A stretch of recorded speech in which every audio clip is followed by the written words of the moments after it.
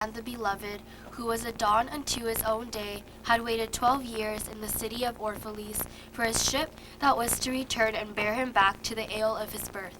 And in the 그러면 12th year, 다시 그거보다 약간 느리게. the Al Mustafa, the chosen and the beloved, who was a dawn unto his own day, had waited 12 years in the city of Orphalese for his ship that was to return and bear him back to the ale of his birth. And in the 12th year, on the 7th day of Elul, the month of reaping, he climbed the hill without the city walls and looked seaward. And he beheld his ship coming with the mist. Then the gates of his heart were flung open, and his joy flew far over the sea. And he closed his eyes and prayed in the silences of his soul. But as he descended the hill, a sadness came upon him, and he thought in his heart, How shall I go in peace and without sorrow? Nay, not without a wound in the spirit shall I leave the city. Long were the days of pain I have spent within its walls, and long were the nights of aloneness, and who can depart from this pain and his aloneness without regret? Too many fragments of the Spirit have I scattered in these streets, and too many are the children of my longing that walk naked among these hills, and I cannot withdraw from them without a burden and an ache. It is not a garment I cast off this day, but a skin that I tear with my own hands. Nor is it a thought I leave behind me, but a heart made sweet with hunger and with thirst. Yet I cannot tarry longer. The sea that calls all things unto her calls me, and I must embark. For to say, though the hours burn in the night, is to freeze and crystallize and be bound in a mold. Fain would I take with me all that is here, but how shall I? A voice cannot carry the tongue, and the lips that gave it wings. Alone must it seek the other. And alone and without his nest shall the eagle fly across the sun. Now when he reached the foot of the hill, he turned again towards the sea, and he saw his ship approaching the harbor, and upon her prow the mariners, the men of his own land. And his soul cried out to them, and he said, Sons of my ancient mother, you riders of the tides, how often have you sailed in my dreams, and now you come in my awakening, which is my deeper dream. Ready am I to go, and my eagerness with sails full set awaits the wind. Only another breath will I breathe in this still air, only another loving look cast backward, and then I shall stand among you, a seafarer among seafarers. And you, vast sea, sleepless mother, who alone are peace and freedom to the river and the stream. Only another winding will this stream make, only another murmur in this glade, and then shall I come to you, a bowless drop to a bowless sea. And as he walked, he saw from afar men and women leaving their fields and their vineyards, and hastening towards the city gates. And he heard their voices calling his name, and shouting from field to field, telling one another of the coming of his ship. And he said to himself, Shall the day of parting be the day of gathering? And shall it be said that my eve was in truth my dawn? And, and what shall I give unto him who has left his plow in mid-furrow, or to him who has stopped the wheel of his winepress? Shall my heart become a tree heavy laden with fruit that I may gather and give unto them? And shall my desires flow like a fountain that I may fill their cups? Am I a harp that the hand of the mighty may touch me, or a flute that his breath may pass through me? A seeker of silences am I, and what treasures have I found in silences that I may dispense with confidence? If this is my day of harvest, in what fields have I sowed the seed, and in what unremembered seasons? If this indeed be the hour in which I lift up my lantern, it is not my flame that shall burn therein. Empty and dark shall I raise my lantern, and the guardian of the night shall fill it with oil, and he shall light it also. These things he said in words, but much in his heart remained unsaid, for he himself could not speak his deeper secret. And when he entered into the city, all the people came to meet him, and they were crying out to him as with one voice. And the elders of the city stood forth and said, Go not yet away from us. A noontide have you been in our twilight, and your youth has given us dreams to dream. No stranger are you among us, nor a guest, but our son and our dearly beloved. Suffer not yet our eyes to hunger for your face. And the priest and the priestesses said unto him, Let not the waves of the sea separate us now, and the years you have spent in our midst become a memory. You have walked among us a spirit, and your shadow has been a light upon our faces. Much have we loved you, but speechless was our love, and with veils has it been veiled. Yet now it cries aloud unto you, and would stand revealed before you. And ever has it been that love knows not its own depth until the hour of separation. And others came also and entreated him, but he answered them not. He only bent his head, and those who stood near saw his tears falling upon his breast. And he and the people proceeded towards the great square before the temple. And there came out the sanctuary a woman whose name was Almitra, and she was a seeress. And he looked upon her with exceeding tenderness, for it was she who had first sought and believed in him, when he had been but a day in their city. And she hailed him, saying, Prophet of God, and guest of the uttermost, long have you searched the distances for your ship, and now your ship has come, and you must needs go. Deep is your longing for the land of your memories, and the dwelling place of your greater desires, and our love would not bind you, nor our needs hold you. Yet this we ask ere you leave us, that you speak to us and give us of your truth, and we will give it unto our children, and they unto their children, and it shall not perish. In your aloneness you have watched with our days, and in our wakefulness you have listened to the weeping and the laughter of our dreams. Now therefore disclose us to ourselves, and tell us all that has been shown you of that which is between birth and death. And he answered, People of Orphalese, of what can I speak, save of that which is even now moving within your souls? Then said Almitra, Speak to us of love. And he raised his head and looked upon the people. And there fell a stillness upon them. And with a great voice he said, When love beckons to you, follow him, though his ways are hard and steep. And when his wings enfold you, yield to him, though the sword hidden among his pinions may wound you. And when he speaks to you, believe in him, though his voice may shatter your dreams as the north wind lays waste the garden.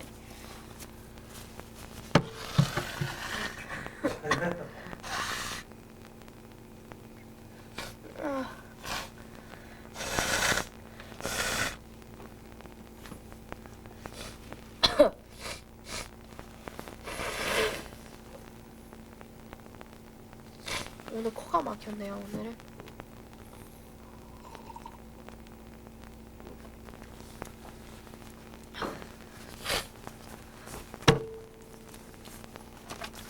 For even as love crowns you, so shall he crucify you. Even as he is for your growth, so is he for your pruning. Even as he ascends to your height and caresses your tenderest branches that quiver in the sun, so shall he descend to your roots and shake them in their clinging to the earth. Like sheaves of corn, he gathers you unto himself. He threshes you to make you naked. He sifts you to free you from your husks. He grinds you to whiteness. He kneads you until you are pliant. And then he assigns you to a sacred fire, that you may become sacred bread for God's sacred feast. All these... 그거 저 핸드폰이에요.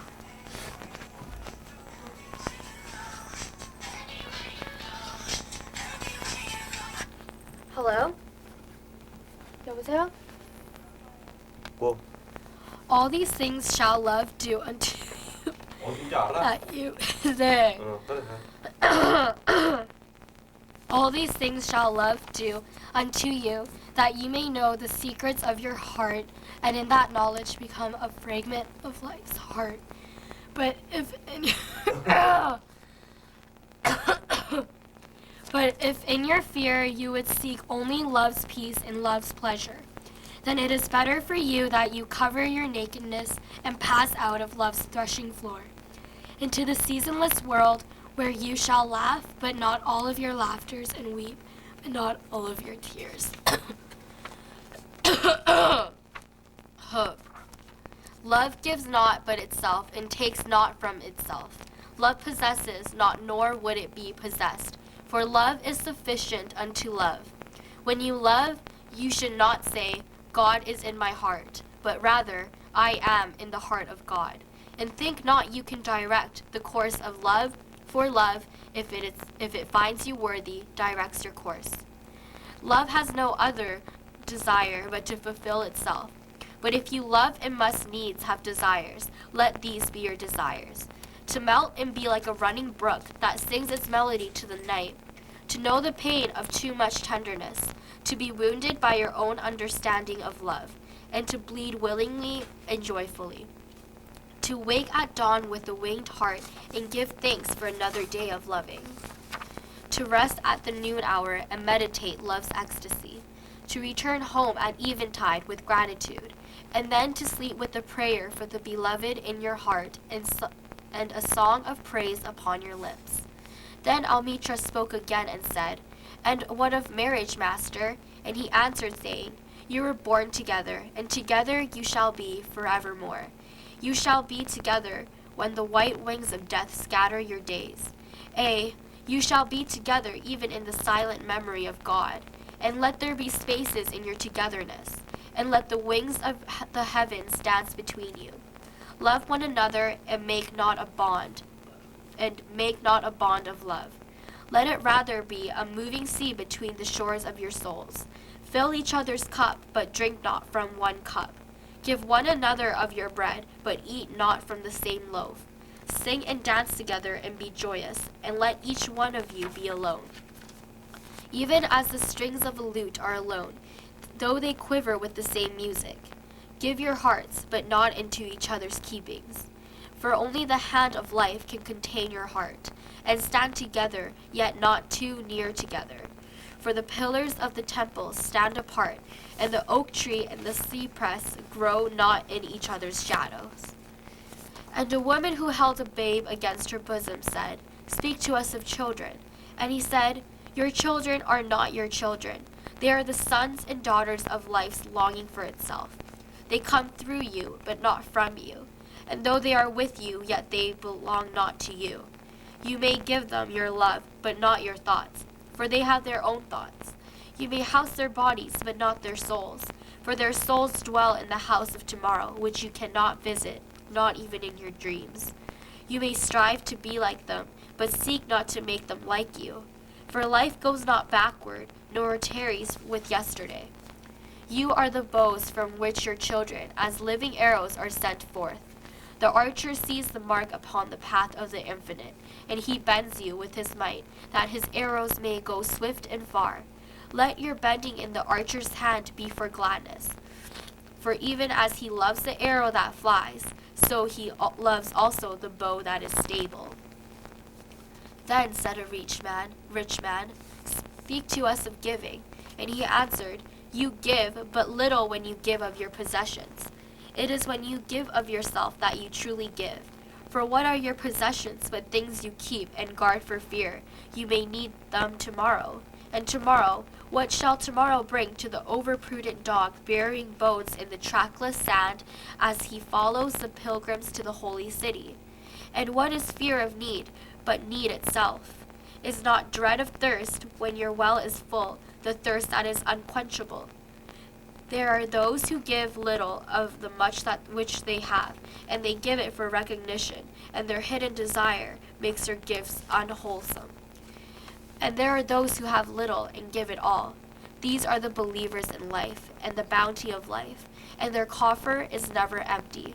There are those who give with joy, and that joy is their reward. And there are those who give with pain, and that pain is their baptism. And there are those who give and know not pain in giving, nor do they seek joy, nor give with mindfulness of virtue. They give as in the yonder valley the myrtle breaths and fragrance into space. Through the hands of such as these God speaks, and from behind their eyes he smiles upon the earth. It is well to give when asked, but it is better to give unasked through understanding. And to the open-handed, the search for one who shall receive is joy greater than giving. And is there aught you would withhold? All you have shall someday be given. Therefore, give now, that the season of giving may be yours and not your inheritors. You often say, I would give, but only to the deserving. The trees in your orchard say not so, nor the flocks in your pasture. They give that they may live, for to withhold is to perish. Surely he who is worthy to receive his days and his nights is worthy of all else from you. And he who has deserved to drink from the ocean of life deserves to fill his cup from your little stream. And what desert greater shall there be than that which lies in the courage and the confidence, nay, the charity of receiving? And who are you that men should rend their bosom and unveil their pride, that you may see their worth naked and their pride unabashed? See first that you yourself deserve to be a giver and an instrument of giving. For in truth it is life that gives unto life, while you, who deem yourself a giver, are but a witness. And you, receivers, and you are all receivers, assume no weight of gratitude, lest you lay a yoke upon yourself and upon him who gives. Rather, rise together with the giver on his gifts as on wings, for to be over-mindful of your depth is to doubt his generosity, who has the free-hearted earth for mother, and God for father. Then an old man, a keeper of an inn, said, Speak to us of eating and drinking. And he said, Would that you could live on the fragrance of the earth, and like an air plant be sustained by the light. But since you must kill to eat, and rob the newly born of its mother's milk to quench your thirst, let it then be an act of worship. And let your board stand an altar on which the pure and the innocent of forest and plain are sacrificed for that which is pure, and still more innocent in men. When you kill a beast, say to him in your heart, By the same power that slays you, I too am slain, and I too shall be consumed. For the law that delivered you into my hand shall deliver me into a mightier hand. Your blood and my blood is not, but the sap that feeds the tree of heaven. And when you crush an apple with your teeth, say to it in your heart, Your seed shall live in my body, and the buds of your tomorrow shall blossom in my heart, and your fragrance shall be my breath, and together we shall rejoice through all the season.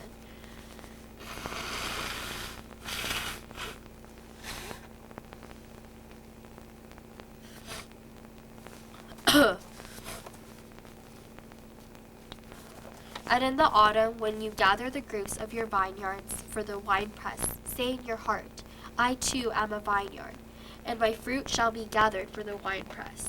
And like the new wine, I shall be kept in eternal vessels. And in winter, when you draw the wine, let there be in your heart a song for each cup. And let there be in the song a remembrance for the autumn days, and for the vineyard, and for the winepress.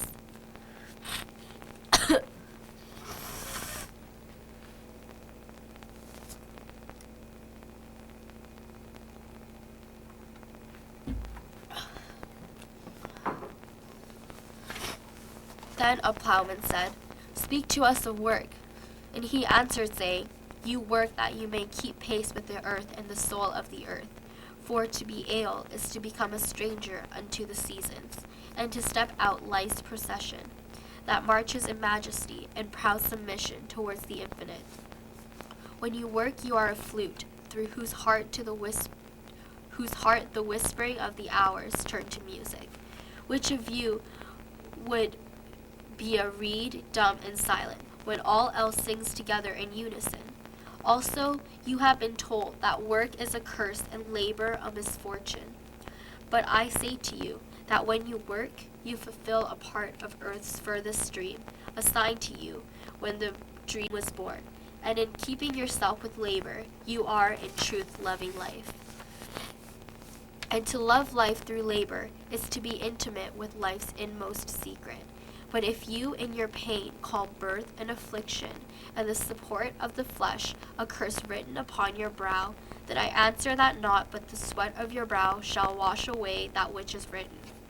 You have been told also that life is darkness, and in your weariness you echo what was said by the weary. And I say that life is indeed darkness, save when there is urge, and all urge is blind, save when there is knowledge, and all knowledge is vain, save when there is work, and all work is empty, save when there is love.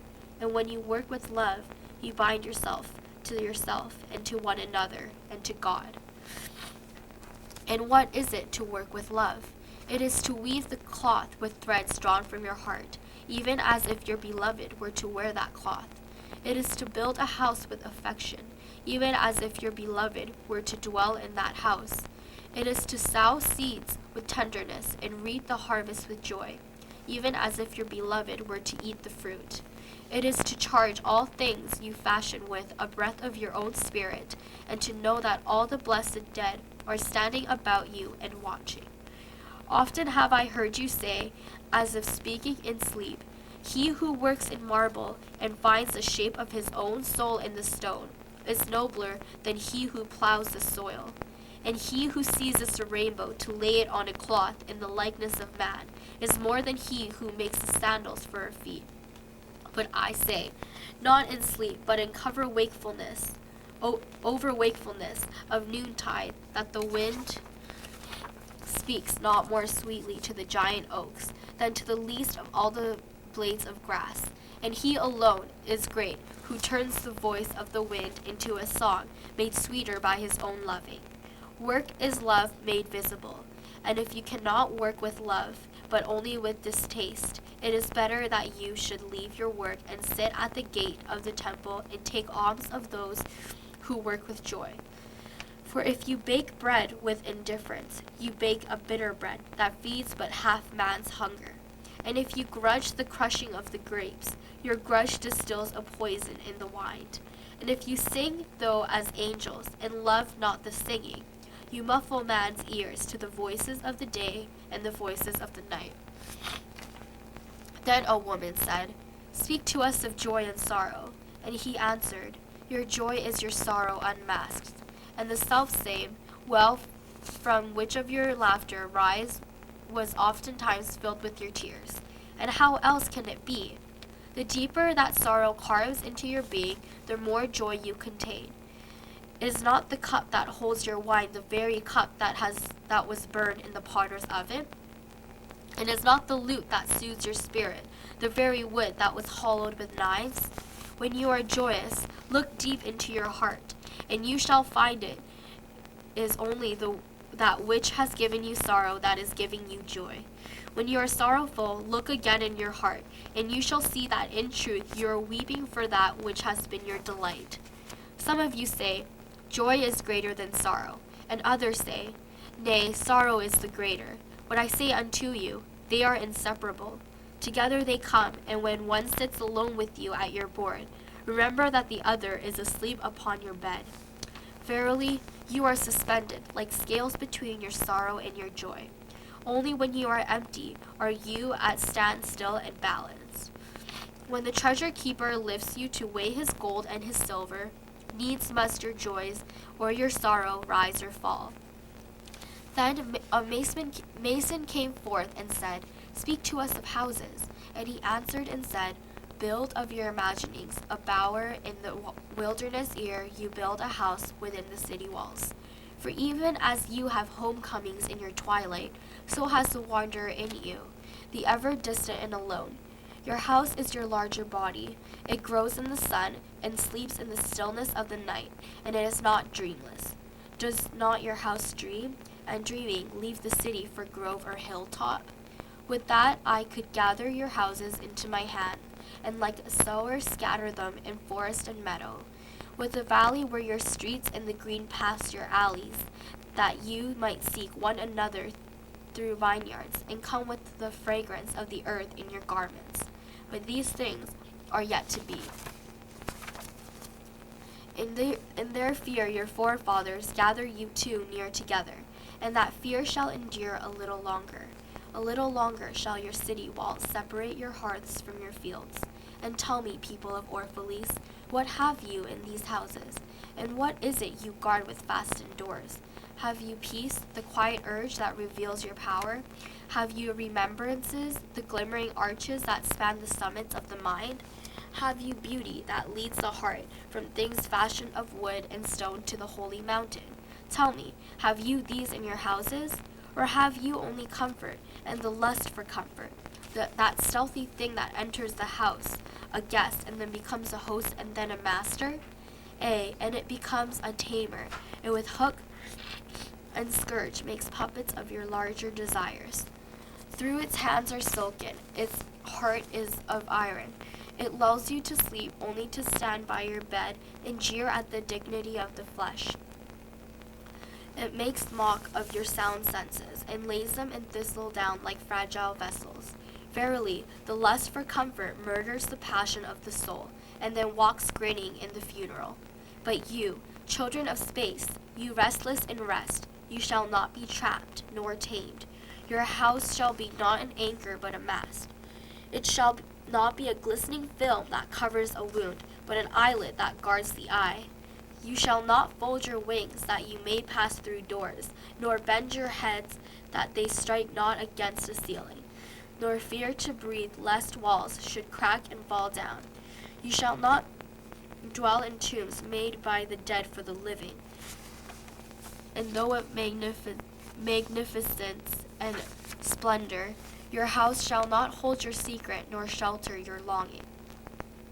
For that which is boundless in you abides in the mansion of the sky, whose door is the morning mist, and whose windows are the songs and the silences of night.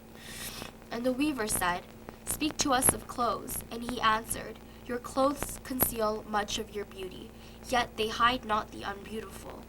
And though you seek in garments the freedom of privacy, you may find them in a harness and a chain. Would that you could meet the sun and the wind with more of your skin and less of your raiment. For the breath of life is in the sunlight, and the hand of life is in the wind. Some of you say, It is the north wind who has woven the clothes we wear. And I say, it was the north wind, but shame was his loom, and the softening of the sinews was his thread. And when his work was done, he laughed in the forest. Forget not that modesty is for a shield against the eyes of the unclean. And when the unclean shall be no more, what were modesty but a fetter and a fouling of the mind? And forget not that the earth delights to feel your bare feet, and the winds long to play with your hair. And a merchant said, Speak to us of buying and selling. And he answered and said, To you the earth yields her fruit, and you shall not want if you but know how to fill your hands. It is in exchanging the gifts of the earth that you shall find abundance and be satisfied. Yet, unless the exchange be in love and kindly justice, it will but lead some to greed and others to hunger. When in the marketplace you toilers of the sea and fields and vineyards meet the weavers and the potters and the gatherers of spices, invoke then the master spirit of the earth to come into your midst and sanctify the scales and the reckoning that weighs value against value. And suffer not the barren-handed to take part in your transactions, who would sell their words for your labor. To such men you should say, Come with us to the field, or go with our brothers to the sea, and cast your net. For the land and the sea shall be bountiful to you even as to us. And if there comes the singers, and the dancers, and the flute players, buy of their gifts also, for they too are gatherers of fruit and frankincense. And that which they bring, though fashion of dreams, is raiment and food for your soul. And before you leave the marketplace, see that no one has gone his way with empty hands. For the master spirit of the earth shall not sleep peacefully upon the wind till the needs of the least of you are satisfied. 큰아빠. Hello. 저 좀 쉬어도 돼요? 반 읽었는데. 야, 근데 시간이 봄이야. Then one of the judges of the city stood forth and said, Speak to us of crime and punishment. And he answered, saying, It is when your spirit goes wandering upon the wind, that you, alone and unguarded, commit a wrong unto others, and therefore unto yourself. And for that wrong committed, must you knock and wait a while unheeded at your gate of the blessed. Like the ocean is your God's self, it remains forever undefiled. And like the other, it lifts but the winged. Even like the sun is your God's self. It knows not the ways of the mole, nor seeks it the holes of the serpent. But your God's self dwells not alone in your being. Much in you is still man, and much in you is not yet man. But a shapeless pygmy that walks asleep in the mist, searching for its own awakening, and of the man in you would I now speak. For it is he, and not your God's self, nor the pygmy in the mist, that knows crime and the punishment of crime. Oftentimes have I heard you speak of one who commits a wrong, as though he were not one of you, but a stranger unto you, and an intruder upon your world. But I say that even as the holy and the righteous cannot rise beyond the highest which is in each one of you, so the wicked and the weak cannot fall lower than the lowest which is in you also.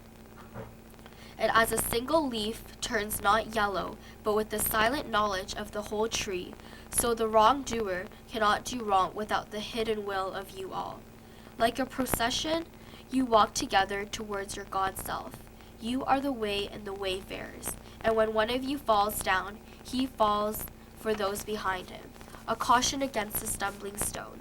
And he falls for those ahead of him, who though faster and surer of foot, yet remove not the stumbling stone.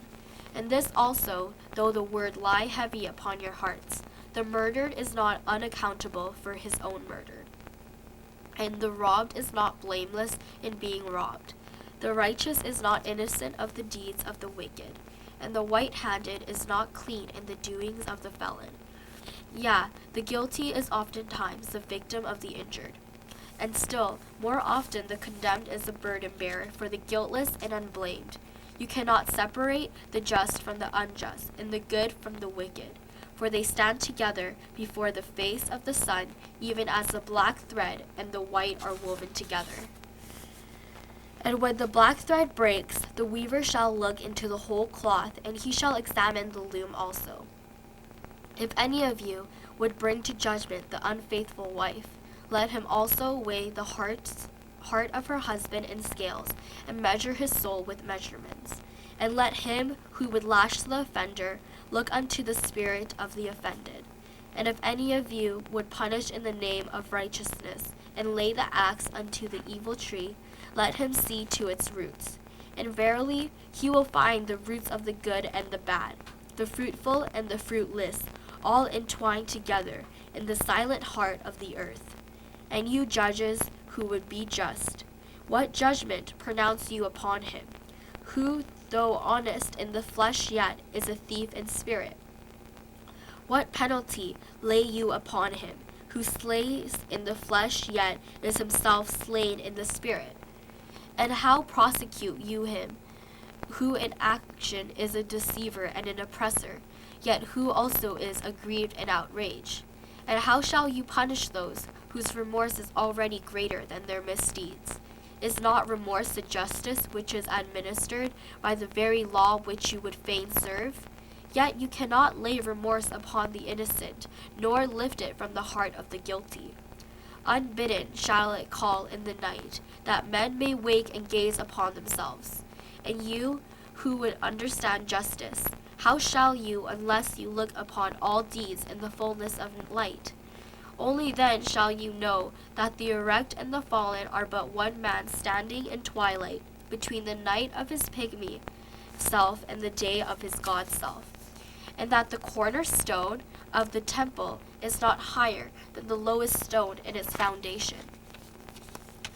Then a lawyer said, "But what of our laws, master?" And he answered, "You delight in laying down laws, yet you delight more in breaking them. Like children playing by the ocean who build sand towers with constancy and then destroy them with laughter. But while you build your sand towers, the ocean brings more sand to the shore, and when you destroy them, the ocean laughs with you. Verily, the ocean laughs always with the innocent. But what of those to whom life is not an ocean, and man-made laws are not sand towers, but to whom life is a rock, and the law a chisel, with which they would carve it in their own likeness? What of the cripple who hates dancers? What of the ox who loves his yoke and deems the elk and deer of the forest stray and vagrant things? What of the old serpent who cannot shed his skin, and calls other naked and shameless? And of him who comes early to the wedding feast, and when overfed and tired, goes his way saying that all feasts are a violation and all feasters lawbreakers? What shall I say of these, save that they too stand in the sunlight, but with their backs to the sun? They see only their shadows, and their shadows are their laws. And what is the sun to them but a caster of shadows? And what is it to acknowledge the laws, but to stoop down and trace their shadows upon the earth? But you, who walk facing the sun, what images drawn on the earth can hold you? You, who travel with the wind, what weather vane shall direct your course? What man's law shall bind you, if you break your yoke, but upon no man's prison door? What laws shall you fear, if you dance but stumble against no man's iron chains? And who is he that shall bring you to judgment, if you tear off your garment, yet leave man's path? People of Orphalese, you can muffle the drum, and you can loosen the strings of the lyre, but who shall command the skylark not to sing? And an orator said, "Speak to us of freedom." And he answered, "At the city gate and by your fireside. I have seen you prostrate yourself and worship your own freedom, even as slaves humble themselves before a tyrant and praise him though he slays them. In the grove of the temple and in the shadow of the citadel, I have seen the freest among you wear their freedom as a yoke and a handcuff. And my heart bled within me, for you can only be free when even the desire of speaking freedom becomes a harness to you, and when you cease to speak of freedom as a goal and a fulfillment. You shall be free indeed when your days are not without a care, nor your nights without a want and a grief, but rather when these things girdle your life, and yet you rise above them naked and unbound. How shall you rise beyond your days and nights unless you break the chains which you at the dawn of your understanding have fastened around your noon hour? In truth, that which you call freedom is the strongest of these chains, though it links glitter in the sun and dazzle your eyes. And what is it but fragments of your own self you would discard that you may become free? If it is an unjust law you would abolish, that law was written with your own hand upon your own forehead. You cannot erase it by burning your law books, nor by washing the foreheads of your judges, though you pour the sea upon them. And if it is a despot you would dethrone, see first that his throne erected within you is destroyed. For how can a tyrant rule the free and the proud, but for the tyranny in their own freedom, and a shame in their own pride? And if it is a care you would cast off, that care has been chosen by you, rather than imposed upon you. And if it is a fear you would dispel, the seat of that fear is in your heart, and not in the hand of the feared. Verily, all things move within your being, in constant half-embrace, the desired and the dreaded, the repugnant and the cherished, the pursued and that which you would escape. These things move within you as lights and shadows in pairs that cling. And when the shadow fades and is no more, the light that lingers becomes a shadow to another light. And thus your freedom, when it loses its fetters, becomes itself the fetter of a greater freedom. 저 휴지 필요해요. 예.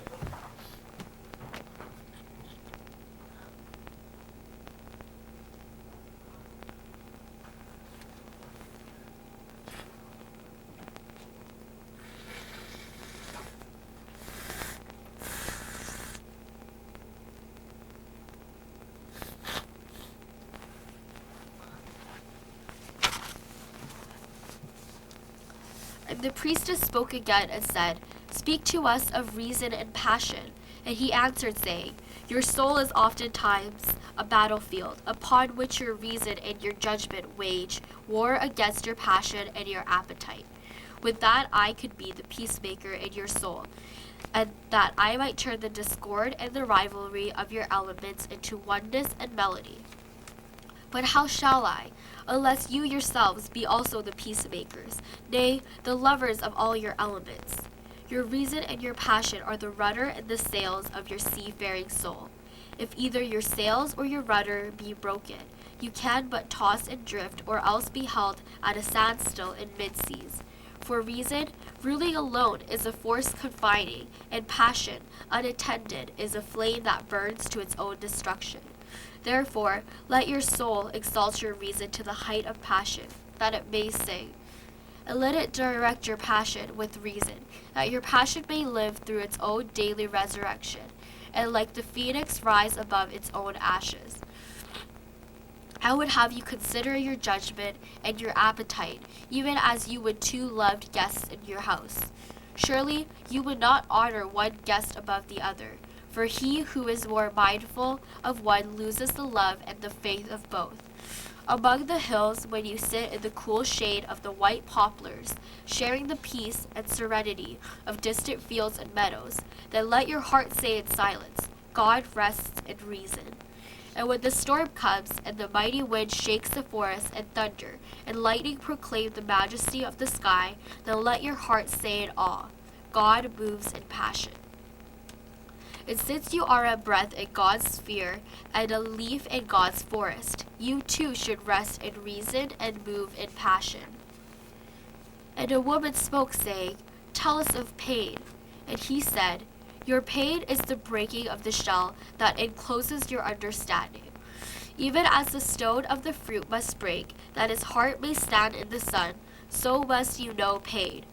And could you keep your heart in wonder at the daily miracles of your life, your pain would not seem less wondrous than your joy. And you would accept the seasons of your heart, even as you have always accepted the seasons that pass over your fields. And you would watch with serenity through the winters of your grief. Much of your pain is self-chosen. It is a bitter potion by which the physician within you heals your sick self. Therefore, trust the physician and drink his remedy in silence and tranquility. For his hand, though heavy and hard, is guided by the tender hand of the unseen. And the cup he brings, though it burns your lips, has been fashioned of the clay which the potter has moistened with his own sacred tears. And a man said, Speak to us of self-knowledge. And he answered, saying, Your heart know in silence the secrets of the days and the nights, but your ears thirst for the sound of your heart's knowledge.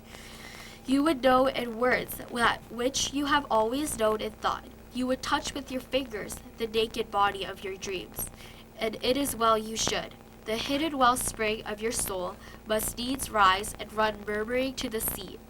And the treasure of your infinite depths would be revealed to your eyes. And let there be no scales to weigh your unknown treasure. And seek not the depths of your knowledge with staff or sounding line. For self is a sea boundless and measureless. Say not, I have found the truth, but rather, I have found untruth. Say not, I have found the path of the soul. Say rather, I have met the soul walking upon my path. For the soul walks upon all paths. The soul walks not upon a line, neither does it grow like a reed. The soul unfolds itself like a lotus of countless petals. Then said a teacher, Speak to us of teaching. And he said, No man can reveal to you aught but that which already lies half asleep in the dawning of your knowledge. The teacher who walks in the shadow of the temple among his followers gives not of his wisdom, but rather of his faith and his lovingness. If he is indeed wise, he does not bid you enter the house of his wisdom, but rather leads you to the there's hold of your own mind. The astronomer may speak to you of his understanding of space, but he cannot give you his understanding. The musician may sing to you of the rhythm which is in all space, but he cannot give you the ear which arrests the rhythm, nor the voice that echoes it. And he who is versed in the science of numbers can tell of the regions of weight and measure, but he cannot conduct you thither. For the vision of one man lends not its wings to another man. And even as each one of you stands alone in God's knowledge, so must each one of you be alone in his knowledge of God and his understanding of the earth. And a youth said, Speak to us of friendship. And he answered, saying, Your friend is your needs answered. He is your field which you sow with love and reap with thanksgiving. And he is your board with your fireside. For you come to him with your hunger, and you seek him for your peace. When your friend speaks his mind, you fear not the nay in your own mind, nor do you withhold the a. And when he is silent, your heart ceases not to listen to his heart. For without words, in friendship, all thoughts, all desires, all expectations are born and shared, with joy that is unacclaimed. When you part from your friend, you grieve not, for that which you love most in him may be clear in his absence, as the mountain to the climber is clearer from the plain. And let there be no purpose in friendship, save the deepening of the spirit. For love that seeks aught but the disclosure of its own mystery is not love, but a net cast forth, and only the unprofitable is caught. And let your best be for your friend. If he must know the ebb of your tide, let him know its flood also. For what is your friend that you should seek him with hours to kill? Seek him always with hours to live, for it is his to fill your need, but not your emptiness. And in the sweetness of friendship, let there be laughter and sharing of pleasures. For in the dew of little things, the heart finds its mornings and is refreshed. And then a scholar said, Speak of talking. And he answered, saying, You talk when you cease to be at peace with your thoughts, and when you can no longer dwell in the solitude of your heart, you live in your lips. And sound is a diversion and a pastime. And in much of your talking, thinking is half murdered, for thought is a bird of space, that in a cage of words may indeed unfold its wings, but cannot fly. There are those among you who seek the talkative through fear of being alone. The silence of aloneness reveals to their eyes their naked self, and they would escape. And there are those who talk, and without knowledge or forethought, reveal a truth which they themselves do not understand. And there are those who have the truth within them, but they tell it not in words. In the bosom of such as these, the spirit dwells in rhythmic silence. When you meet your friend on the roadside or in the marketplace, let the spirit in you move your lips and direct your tongue.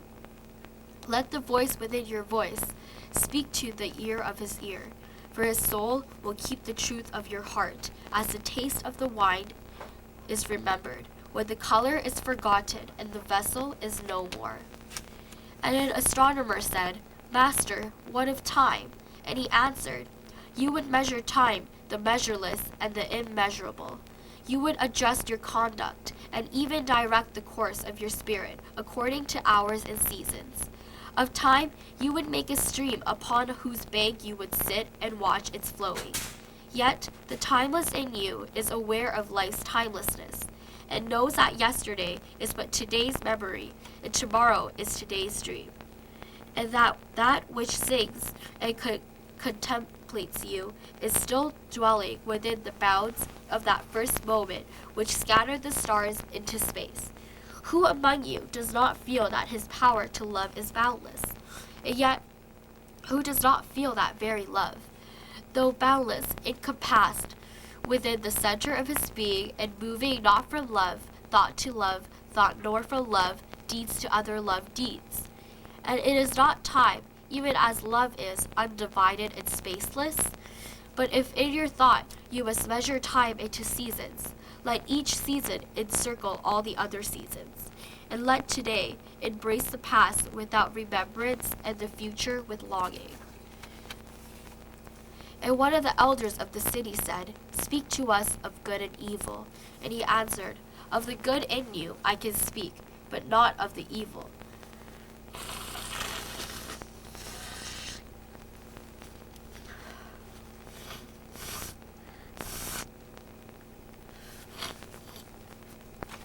For what is evil but good tortured by its own hunger and thirst?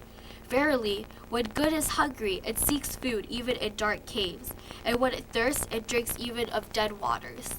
You are good when you are one with yourself. Yet when you are not one with yourself, you are not evil.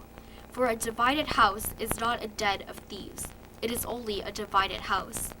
And a ship without rudder may wander aimlessly among perilous isles, yet sink not to the bottom. You are good when you strive to give of yourself.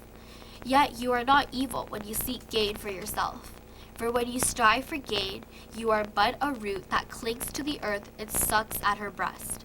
Surely the fruit cannot say to the root, Be like me, ripe and full and ever giving of your abundance. For to the fruit, giving is a need, as receiving is a need to the root. You are good when you are fully awake in your speech.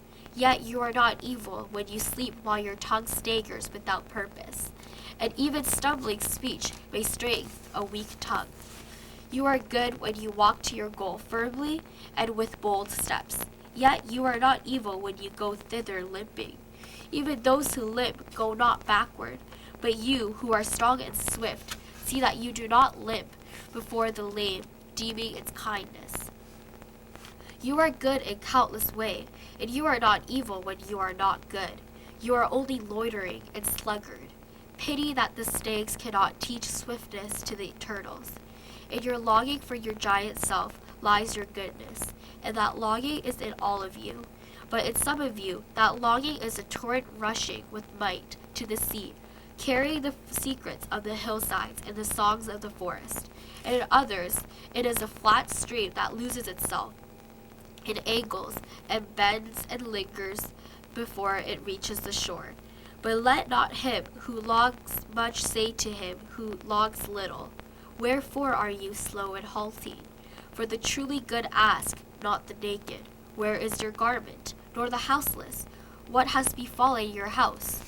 Then a priestess said, Speak to us of prayer. And he answered, saying, You pray in your distress and in your need, with that you might pray also in the fullness of your joy, and in your days of abundance. For what is prayer but the expansion of yourself into the living other? And if it is for your comfort to pour your darkness into space, it is also for your delight to pour forth the dawning of your heart. And if you cannot but weep when your soul summons you to prayer, she would spur you again and yet again, though weeping, until you shall come laughing. When you pray, you rise to meet in the air those who are praying at that very hour, and whom, save in prayer, you may not meet. Therefore, let your visit to that temple, invisible, be for naught but ecstasy in sweet communion. For if you should enter the temple for no other purpose, then asking you shall not receive. And if you should enter into it to humble yourself, you shall not be lifted. Or even if you should enter it to beg for the good of others, you shall not be heard. It is enough that you enter the temple invisible. I cannot teach you how to pray in words. God listens not to your words, save when he himself utters them through your lips. And I cannot teach you the prayer of the seas and the forests and the mountains. But you, who are born of the mountains and the forests and the seas, can find their prayers in your hearts. And if you but listen in the stillness of the night, you shall hear them saying in silence, Our God, who art our winged self, it is thy will in us that willeth. It is thy desire in us that desireth. It is thy urge in us that would turn our nights, which are thine, into days which are thine also. We cannot ask thee for aught, for thou knowest our needs before they are born in us. Thou art our need, and in giving us more of thyself thou givest us all. Then a hermit who visited the city once a year came forth and said, Speak to us of pleasure. And he answered, saying, Pleasure is a freedom song, but it is not freedom. It is blossoming of your desires, but is not their fruit. It is a depth calling unto a height, but it is not the deep nor the high. It is the cage taking wing, but it is not space encompassed. In very truth, pleasure is a freedom song, and I fain would have you sing it with fullness of heart. Yet I would not have you lose your hearts in the singing. Some of your youth seek pleasure as if it were all, and they are judged and rebuked. I would not judge nor rebuke them. I would have them seek. For they shall find pleasure, but not her alone. 7 are her sisters, and the least of them is more beautiful than pleasure. Have you not heard of the man who was digging in the earth for roots and found a treasure? And some of your elders remember pleasures with regret, like wrongs committed in drunkenness.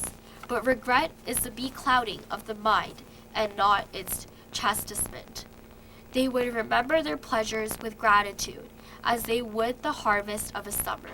Yet, if it comforts them to regret, let them be comforted.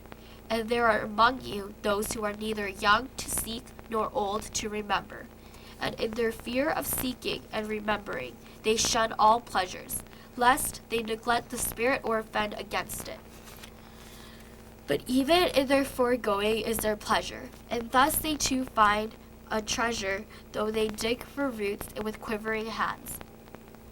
But tell me, who is he that can offend the Spirit? Shall the nightingale offend the stillness of the night, or the firefly the stars? And shall your flame or your smoke burden the wind?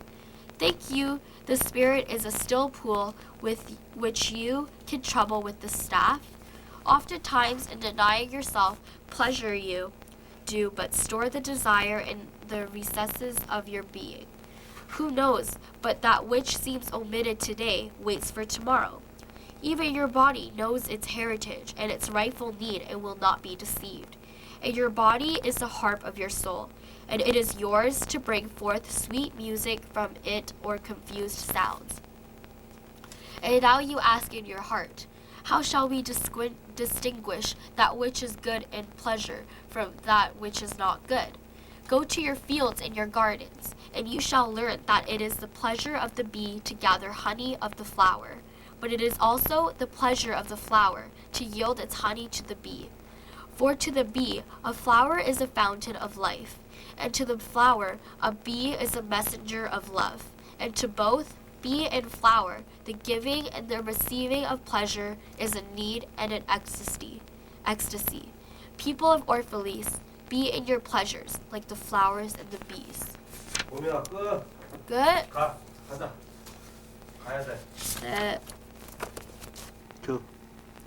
And the poet said, "Speak to us of beauty." And he answered, No. "Where shall you 봄이야 너.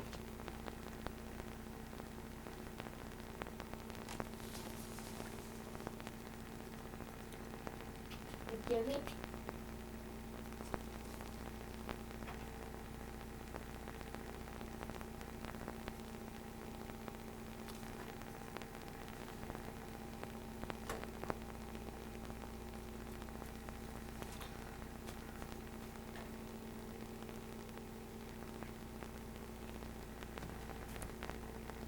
큐. And a poet said, "Speak to us of beauty." And he answered, "Where shall you seek beauty, and how shall you find her unless she herself be your way and your guide? And how shall you speak of her except she be the weaver of your speech?" The aggrieved and the injured say, "Beauty is kind and gentle. Like a young mother, half shy of her own glory, she walks among us." And the passionate say, "Nay, beauty is a thing of might and dread. Like the tempest, she shakes the earth beneath us and the sky above us." The tired and the weary say, "Beauty is of soft whisperings. She speaks in our spirit. Her voice yields to our silence like a faint light that quivers in a fear of the shadow." But the restless say, "We have heard her shouting among the mountains, and with her cries came the sound of hooves, and the beating of wings and the roaring of lions." At night the watchmen of the city say, "Beauty shall rise with the dawn from the east." And at noontide the toilers and the warfarers say, "We have seen her leaning over the earth from the windows of the sunset." In winter, say the snowbound, "She shall come with the spring leaping upon the hills." And in the summer heat the reapers say, "We have seen her dancing with the autumn leaves, and we saw a drift of snow in her hair." All these things have you said of beauty, yet in truth you spoke not of her but of needs unsatisfied. And beauty is not a need but an ecstasy. it is not a mouth thirsting nor an empty hand stretched forth, but rather a heart inflamed and a soul enchanted. It is not the image you would see, nor the song you would hear, but rather an image you see, though you close your eyes, and a song you hear, though you shut your ears. It is not the sap within the furrowed bark, nor a wing attached to a claw, but rather a garden forever in bloom, and a flock of angels forever in flight. People of Orphalese, beauty is life when life unveils her holy face. But you are life, and you are the veil. Beauty is eternity, gazing at itself in a mirror. But you are eternity, and you are the mirror. 계속 가요? 그래서 And an old priest said, Speak to us of religion. And he said, Have I spoken this day of aught else? Is not religion all deeds and all reflection, in that which is neither deed nor reflection, but a wonder and a surprise ever springing in the soul, even while the hands hew the stone or tend the loom? Who can separate his faith from his actions, or his belief from his occupations? Who can spread his hours before him, saying, This for God, and this for myself, this for my soul, and this other for my body? All your hours are wings that beat through space from self to self. He who wears his morality, but as his best garment, were better naked. The wind and the sun will tear no holes in his skin, and he who defines his conduct by ethics imprisons his songbird in a cage. The freest song comes not through bars and wires, and he to whom worshipping is a window to open but also to shut, has not yet visited the house of his soul, whose windows are from dawn to dawn. Your daily life is your temple and your religion. Whenever you enter into it, take with you your all. Take the plow and the forge and the mallet and the lute, the things you have fashioned in necessity or for delight. For in reverie you cannot rise above your achievements, nor fall lower than your failures. And take with you all men. For in adoration you cannot fly higher than their hopes, nor humble yourself lower than their despair. And if you would know God, be not therefore a solver of riddles. Rather look about you, and you shall see him playing with your children. And look into space, you shall see him walking in the cloud, outstretching his arms in the lightning and descending in rain. You shall see him smiling in flowers, then rising and waving his hands in trees. Then Almitra spoke, saying, We would ask now of death. And he said, You would know the secret of death, but how shall you find it unless you eke it in the heart of life? The owl whose night-bound eyes are blind unto the day cannot unveil the mystery of light. If you would indeed behold the spirit of death, open your heart wide unto the body of life. For life and death are one, even as the river and the sea are one. In the depth of your hopes and your desires lies your silent knowledge of the beyond. And like the seeds dreaming beneath the snow, your heart dreams of spring. Trust the dreams, for in them is hidden the gate to eternity. Your fear of death is but the trembling of the shepherd when he stands before the king, whose hand is to be laid upon him in honor. Is the shepherd not joyful beneath his trembling, that he shall wear the mark of the king? Yet is he not more mindful of his trembling? For what is it to die, but to stand naked in the wind, and to melt in the sun? And what is it to cease breathing, but to free the breath from its restless tides, that it may rise and expand and seek God unencumbered? Only when you drink from the river of silence shall you indeed sing. And when you have reached the mountain top, then you shall begin to climb. And when the earth shall claim your limbs, then you shall truly dance. And now it was evening, and Almitra the seeress said, Blessed be this day and this place, and your spirit that has spoken. And he answered, Was it I who spoke? Was I not also a listener? Then he descended the steps of the temple, and all the people followed him. And he reached his ship and stood upon the deck. And facing the people again, he raised his voice and said, People of Orphalese, the wind bids me to leave you. Less hasty am I than the wind, yet I must go. We wanderers, ever seeking the lonelier way, begin no day where we have ended another day, and no sunrise finds us where sunset left us. Even while the earth sleeps, we travel. We are the seeds of the tenacious plant, and it is in our ripeness and our fullness of heart that we are given to the wind and are scattered. Brief were my days among you, and briefer still the words I have spoken. But should my voice fade in your ears and my love vanish in your memory, then I will come again. And with the richer heart and lips, more yielding to the Spirit, will I speak. Yeah, I shall return with the tide, and though death may hide me, and the greater silence enfold me, yet again will I seek your understanding. And not in vain will I seek, if aught I have said is truth. That truth shall reveal itself in a clearer voice, and in words more kin to your thoughts. I go with the wind, people of Orphalese, but not down into emptiness. And if this day is not a fulfillment of your needs in my love, then let it be a promise till another day. Man's need change, but not his love, nor his desire, that his love should satisfy his needs. Know therefore that from the greater silence I shall return. The mist that drifts away at dawn, leaving but dew in the fields, shall rise and gather into a cloud and then fall down in rain. And not unlike the mist have I been. In the stillness of the night I have walked in your streets, and my spirit has entered your houses. And your heartbeats were in my heart, and your breath was upon my face, and I knew you all. I knew your joy and your pain, and in your sleep your dreams were my dreams. And oftentimes I was among you, a lake among the mountains. I mirrored the summits in you, and the bending slopes, and even the passing flocks of your thoughts and your desires. And to the silence came the laughter of your children in streams, and the longing of your youths in rivers.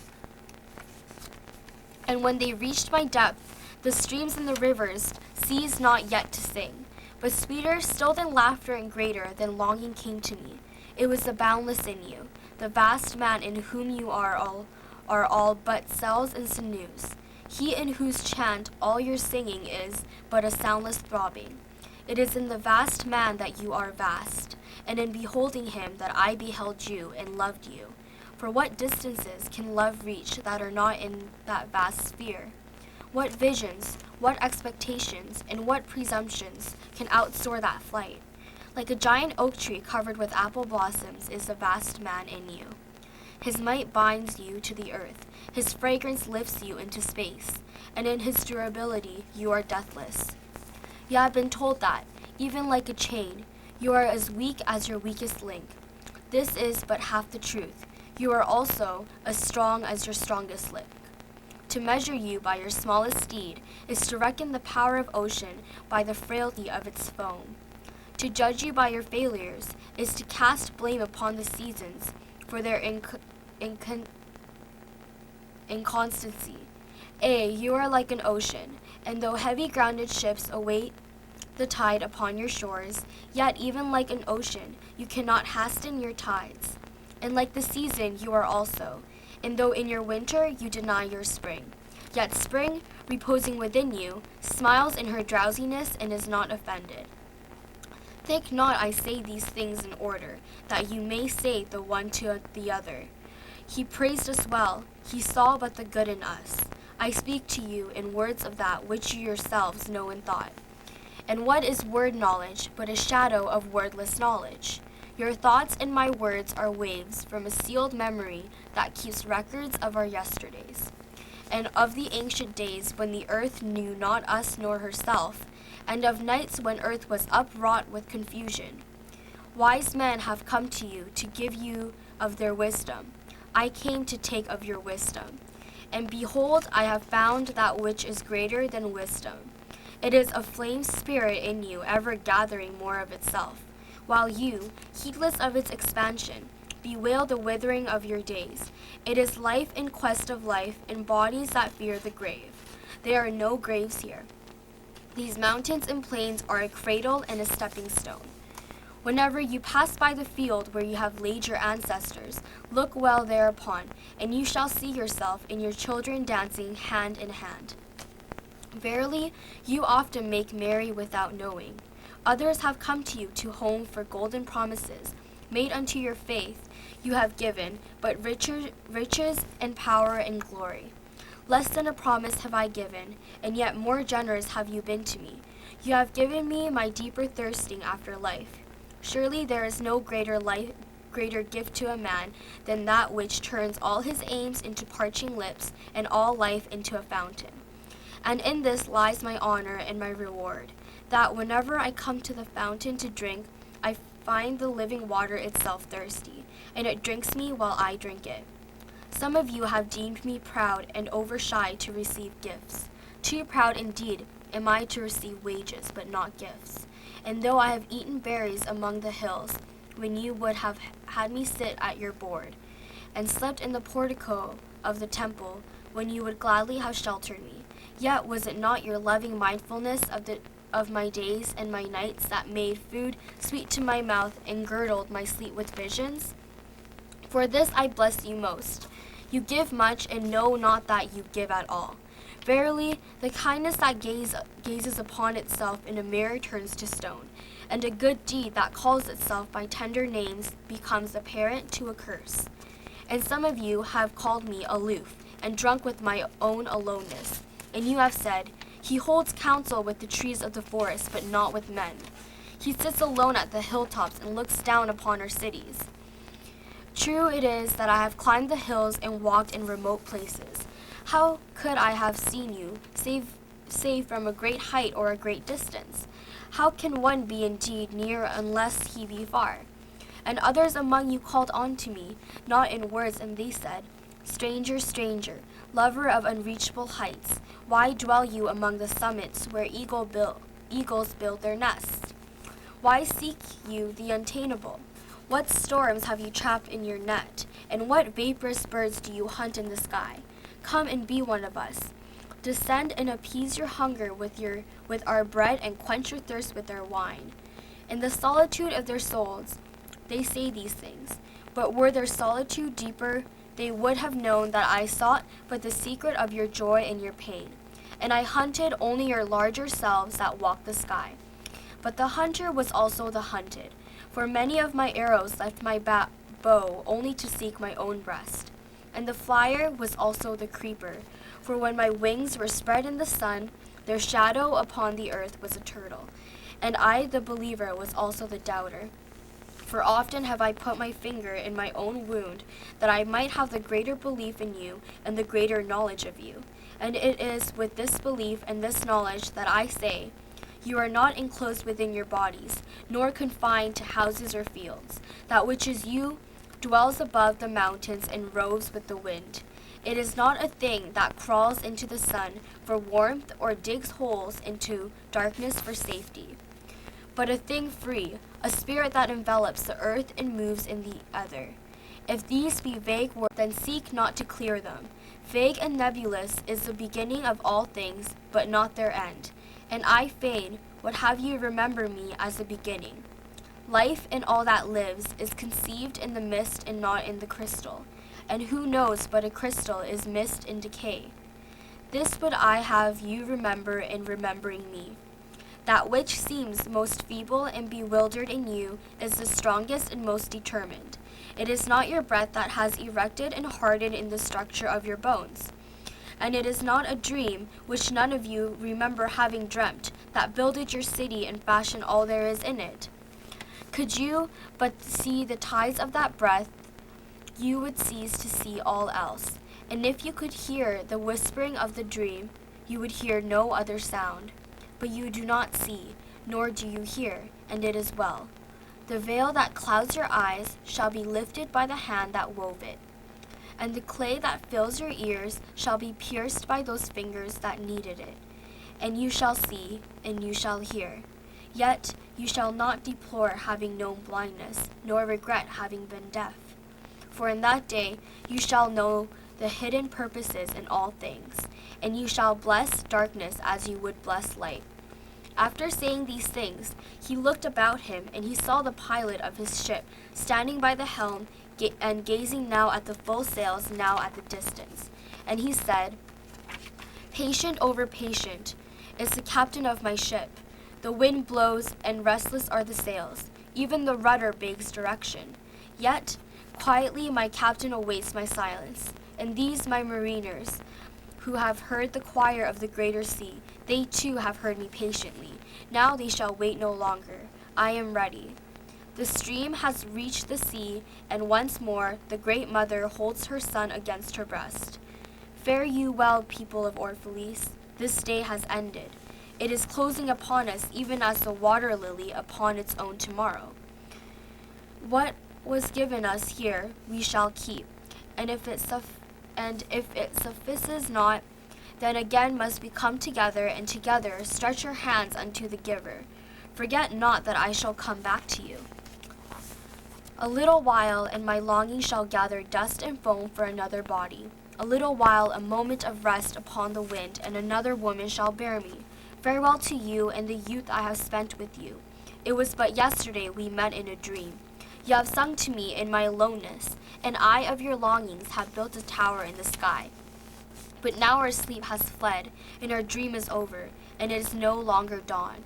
The noontide is upon us, and our half-waking has turned to a fuller day, and we must part. If in the twilight of memory we should meet once more, we shall speak again together, and you shall sing to me a deeper song.